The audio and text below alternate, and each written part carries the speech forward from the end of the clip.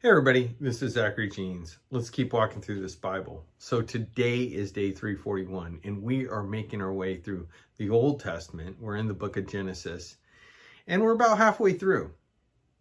We have looked at the beginning of all creation. We've looked at the dispersion of the people, the judging of people, the next dispersion of people post-flood, and now we're looking at essentially this patriarchal family of Abraham, Isaac, and Jacob, and the eventual formation of Israel from Jacob.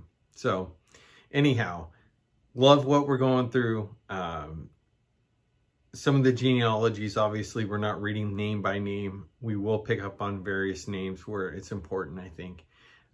And with a read through of this magnitude over the course of a year, Lord willing, we aren't going to dig deep, and I'm not going to be super precise, but I think we're going to note some interesting things, right?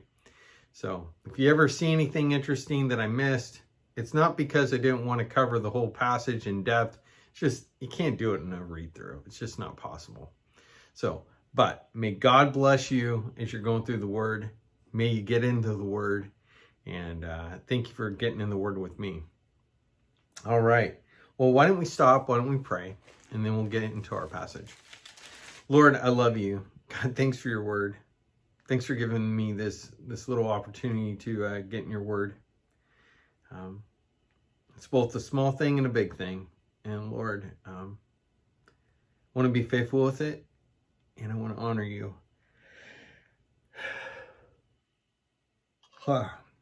Man. Lord, I love you.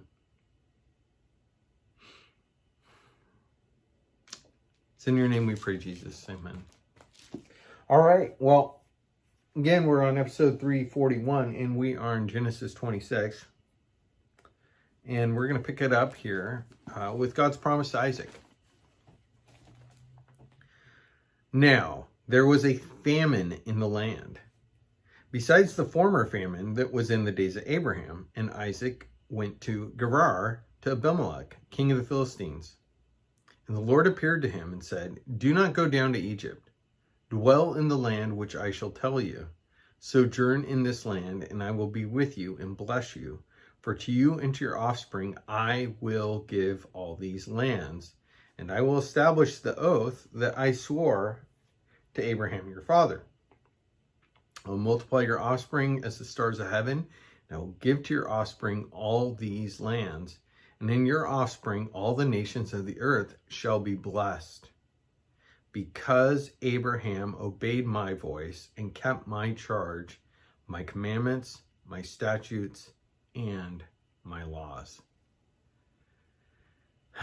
God's honoring Abraham's faith. God's honoring Abraham's obedience. And he's inviting Isaac, his son, to do the same. He is sharing with him that his purposes ultimately are to grant him and his descendants this land which encompasses what we know today as modern Israel, and some areas that, modern Israel does not sit on. But Isaac, to this point, and Abraham for that matter, they owned a cave. Remember? And they owned a cave and maybe part of a field for a steep price, as one commentator assesses. They didn't own land. They were allowed to dwell. They're allowed to set up tents here and there, and they were successful. But where they lived was out in the not as fertile areas, and when famine hit, it starts to hit those areas first. So Isaac heads on down to the lower lands and over to where the Philistines are. And now, mind you, this is all predating what we think of. At least most of us have read our Bibles. It all gets mishmashed together, right? The timelines. David would come hundreds and hundreds and hundreds of years later. Okay, and his battle with the Philistines and the judges even, right? And they're back and forth over the hundreds of years.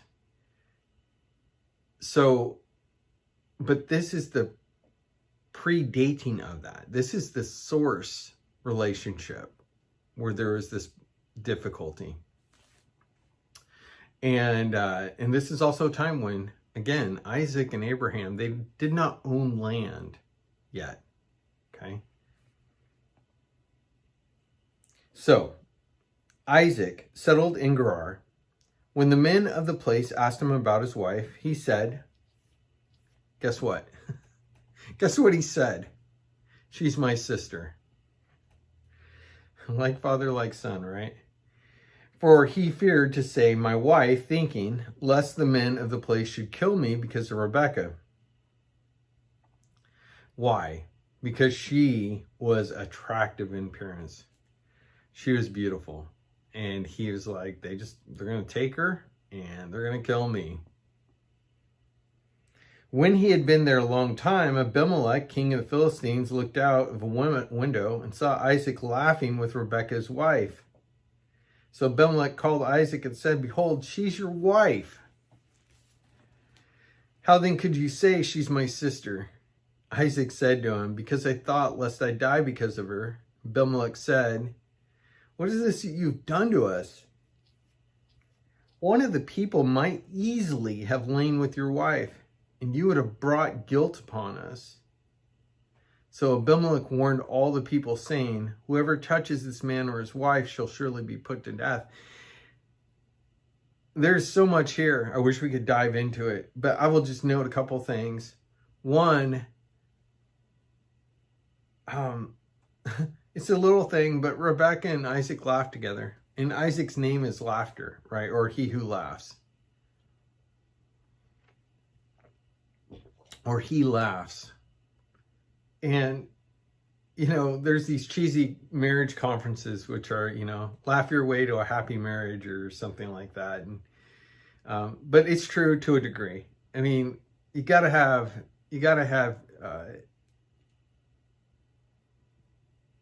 I think you have to be able to laugh with your spouse in the midst of, in this case, Isaac and Rebekah are in the midst of a hostile nation or a semi-hostile nation. And at least a place where Isaac thinks he could be killed if he declares that he's actually married her. And there's a famine that's wrecking the world. And they happen to be in this little pocket where there's enough food to sustain people. So there are people literally starving to death in the outer lands around them. And here they are, and they're able to laugh together. Right? The second thing I want to point out is that there is a punishment and a price, even in cultures which people might have viewed, you know, the Philistines, or at least at this time, this culture, that they were, you know, I don't know, somehow immoral or ungodly or whatever. But they note that there is a punishment for taking the sexual relationship from a marriage into another situation, compromising it. And that it's not just the negative stuff that comes from the conflict of, you know, the man being offended who is in the marriage, or the woman, or whatever, and then the new couple and maybe some people around them. They recognize that there's a divine judgment on that, and that there are negative consequences. And I wonder, in our society, and before I got married, I was of course guilty of this. I had relationships and didn't think anything of it. But I think that that's part of it, is that we don't think anything of it. We don't think that there's any, outside of the difficulties of, you know, broken relationships, broken hearts, you know, or the callousness of just physical relationships, without any, you know, long-term commitment of emotion and relationship. It's more than that. I think that Paul tells us that there is a binding together some sort of spiritual co-opting or, entangling. We get into quantum entanglement and thinking about what souls are and then what sex is and how two people come together and whether they think it's something more or not. It is, in fact, an entangling. When you pull that apart, there's a rip, there's damage, and it's not just damage in an emotional sense or a social sense. Like there's a real ruining of like quantum entanglement of like two souls. A lot we could say. But Abimelech notes, just like the time when Abraham was down there with Sarah, same deal. Okay? So Abimelech says, whoever touches this man or his wife shall surely be put to death. And Isaac sowed in that land and reaped in the same year 100-fold. His farmer had animals, and the man became rich and gained more and more until he became very wealthy. He had possessions of flocks and herds and many servants, so that the Philistines envied him. Now the Philistines had stopped and filled the earth with earth all the wells that his father's servants had dug in the days of Abraham his father. And Abimelech said to Isaac, go away from us, for you are much mightier than we. So Isaac departed from there and encamped in the valley of Gerar and settled there. And Isaac dug again the wells of water that had been dug in the days of Abraham, his father, which the Philistines had stopped after the death of Abraham. And he gave him the names that his father had given them. But when Isaac's servants dug in the valley and found there a well of spring water, the herdsmen of Gerar quarreled with Isaac's herdsmen, saying, the water is ours. So he called the name of the well Esek. And Esek means, I'll just read down here, a contention. So all these wells will have these different names to identify what was going down between the people. Because they contended with him. Then they dug another well and they quarreled over that also. So he called that Sitnah. Sitnah means enmity. Enmity. If you aren't used to using the word enmity, enmity means like war, conflict of like a great, like warring conflict.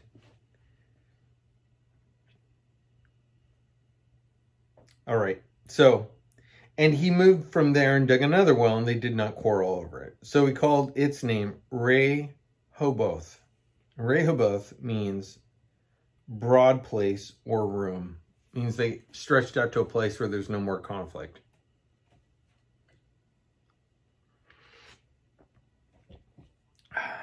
Saying, for now the Lord has made room for us, and we shall be fruitful in the land. Sometimes we just want to stretch out and get to a place where we have a little bit of room. From there he went up to Beersheba.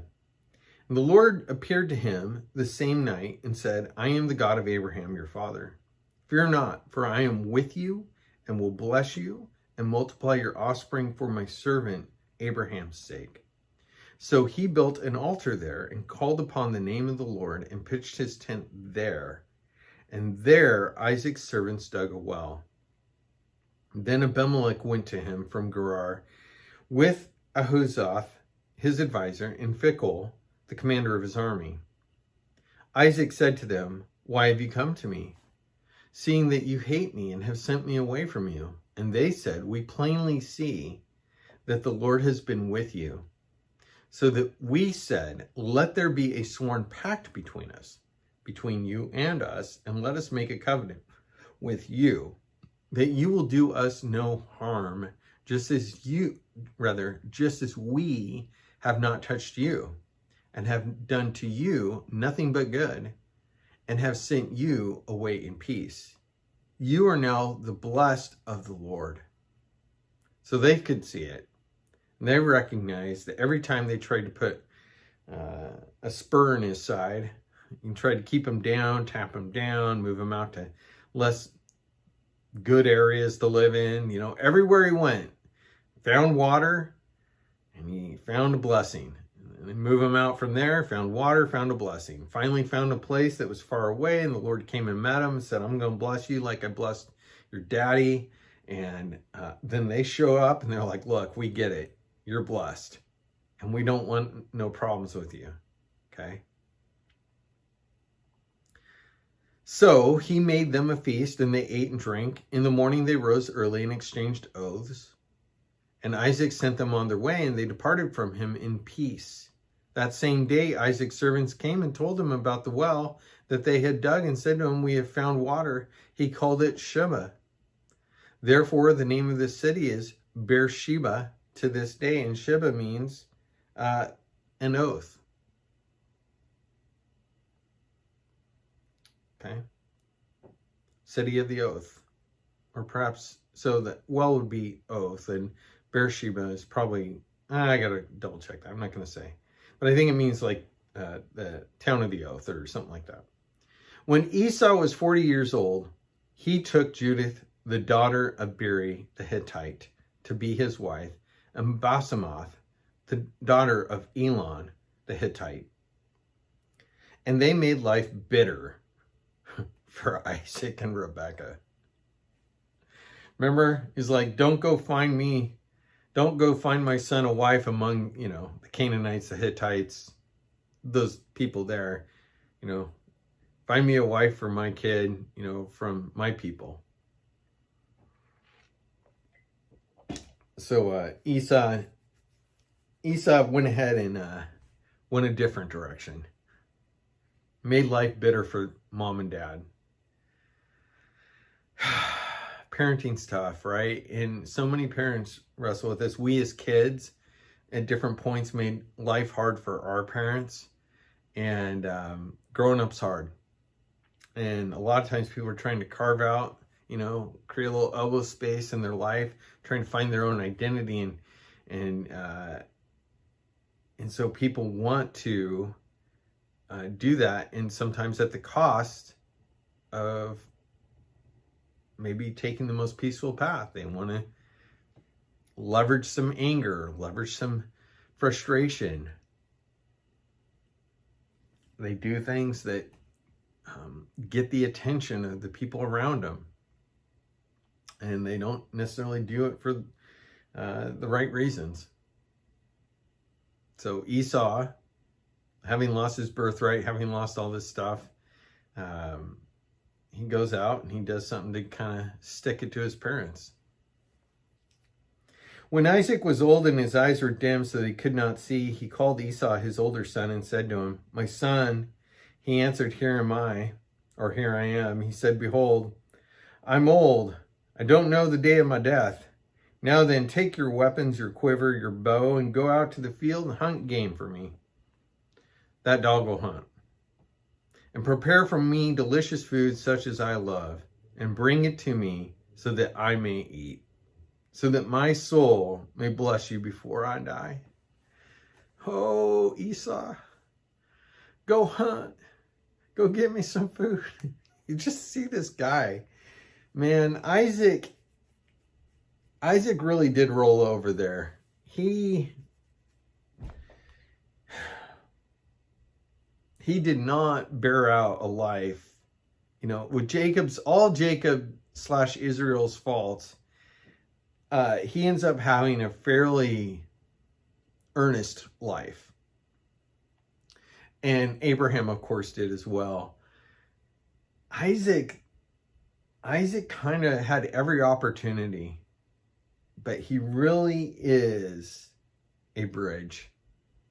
And I got to hope that there's more to his story that we just don't read about in here. I mean, there has to be, right? We only get like a few chapters, a glimpse into somebody's life. There's more to their life, right? But what we got is what we got. And he's rolling over here. He's like, I'm gonna die. And he will die much later than this moment. So he's really not. But he's doing this woe is me thing. And he's also disregarding the word which God gave Rebekah and all of this, right? He's going with the traditional route. It's like, my oldest son, I'm going to bless him.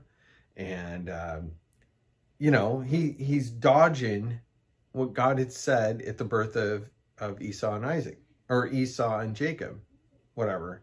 So like that also goes to show you kind of like the lack of nearness that he had to the Lord, or his lack of, I don't know, attentiveness to him. So Rebekah was listening when Isaac spoke to his son Esau. So when Esau went to the field to hunt for game and bring it, Rebekah said to her son Jacob, I heard your father speak to your brother Esau. Bring me game, prepare for me delicious food, that I may eat it, bless you before the Lord before I die. Now therefore, my son, obey my voice, as I command you. Go to the flock and bring me 2 good young goats, so that I may prepare them delicious food for your father, just as such as he loves. And you shall bring it to your father to eat, and he may bless you before he dies. But Jacob said to Rebekah his mother, Behold, my brother Esau is a hairy man. I'm a smooth man. I'm a smooth man. And perhaps my father will feel me, and I shall seem to be mocking him and bring a curse upon myself and not a blessing. His mother said to him, Let your curse be on me, my son. Only obey my voice and go bring them to me. And this woman knew her husband, and he was cooked. Still had the patriarchal, in a positive sense, responsibility in the family to the Lord, line of Abraham, going to pass it on to a son, promised to have generations and peoples that, number as much as the stars, all of that. But she knew he was done. Put a fork in him. And he probably wasn't going to die today like he was saying, but we'll be okay, Jacob. We'll figure this out. Trust me. I sleep with the guy sometimes, right? He doesn't know where stuff is. He's lost. He's blind. He can't feel that great. He doesn't know what's going on. The Bible really tells the story here of just how toast Isaac was at this time, and that he could be deceived, right? Which he's going to be, as we'll read here. So Jacob went and took them and brought them to his mother, and his mother prepared delicious food such as father loved. Then Rebekah took the best garments of Esau, her older son, which were with her in the house, and put them on Jacob, her younger son. And the skins of the young goats she put on his hands and on the smooth part of his neck. And she put the delicious food and the bread which she had prepared into the hand of her son Jacob. So she's trying to fulfill that word, remember? The younger or the older shall serve the younger. So he went into his father and said, My father.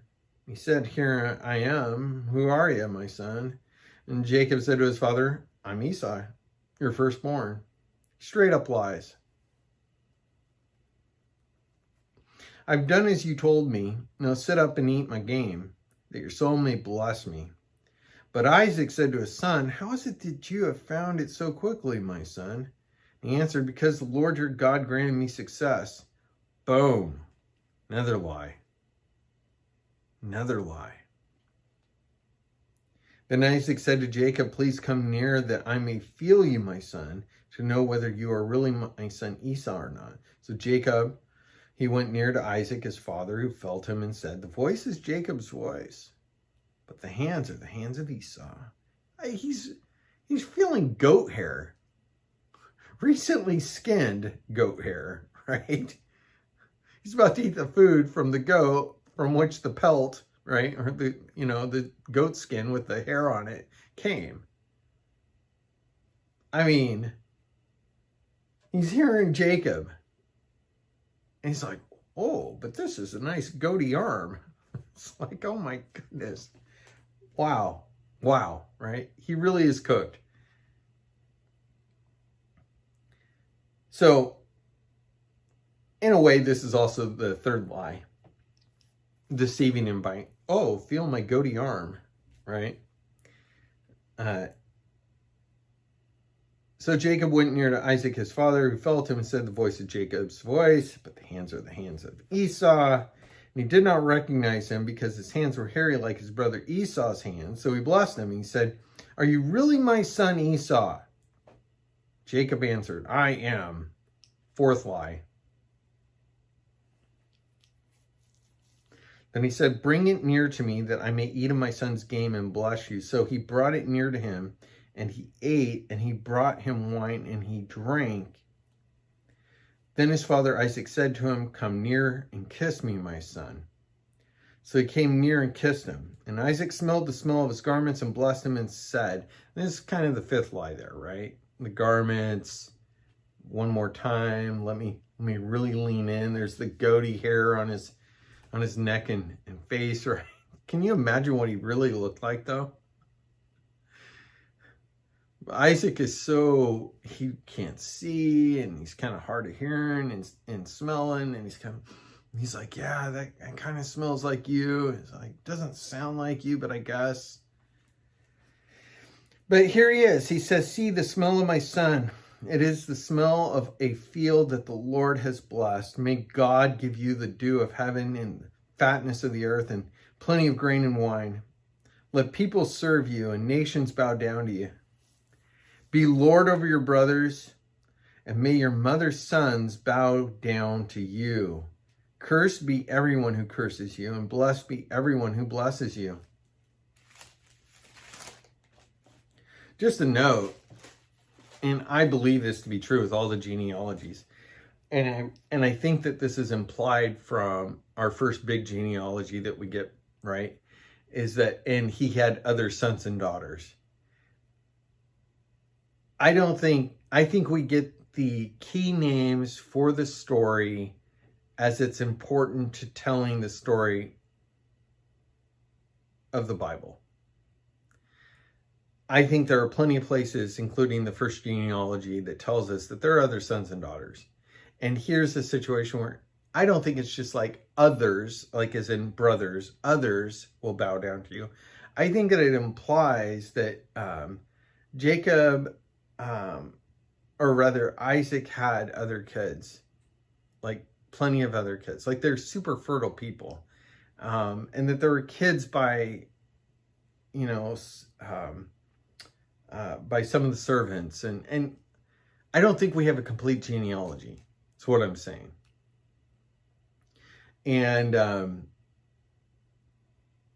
I believe that actually helps the Bible's case in history. Not that the Bible needs any help, but people often go, well, there's just not enough genetic diversity, or I don't see how the population could have grown if this is what we have. It doesn't split out the right way. And I'm like, yeah, but I don't think that the Bible, it tells us that there are other sons and daughters. And people also had tons of kids, and they, in our point of view, they slept around, and those kids had kids.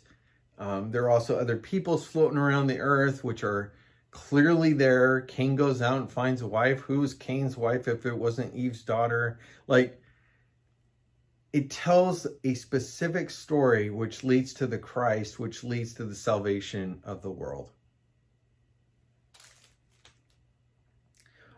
As soon as Isaac had finished blessing Jacob, when Jacob had scarcely gone out from the presence of Isaac his father, Esau his brother came in from his hunting.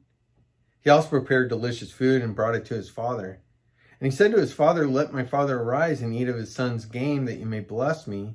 His father Isaac said to him, who are you? Who are you? He answered, I'm your son, your firstborn. Your firstborn Esau. And then Isaac trembled very violently, and he said, well, who was it that hunted game and brought it to me? And I ate it all before you came, and I blessed him. Yes, and he shall be blessed. As soon as Esau heard the words of his father, he cried out with an exceedingly great and bitter cry. Said to his father, bless me, even me also, O my father. But he said, your brother came deceitfully, and he has taken away your blessing. Esau said, "Is he not rightly named Jacob?" As we noted earlier, Jacob means he takes him by the heel, or he cheats. Wow. So, for he has cheated me these 2 times. He took away my birthright, and behold, now he's taken away my blessing. Then he said, "Have you not reserved a blessing for me?" Isaac answered and said to Esau, "Behold, I have made him lord over you, and all his brothers I have given to him for his servants, and with grain and wine I have sustained him. What then can I do for you, my son?" Esau said to him, his father, "Have you but one blessing, my father? Bless me, even me also, O my father." And Esau lifted up his voice and wept. Oh, now he cares, right? I think he just took it in stride. He's the oldest, strongest, baddest dude in the land, right? And he just thought, none of this matters. And then when it did matter, it mattered.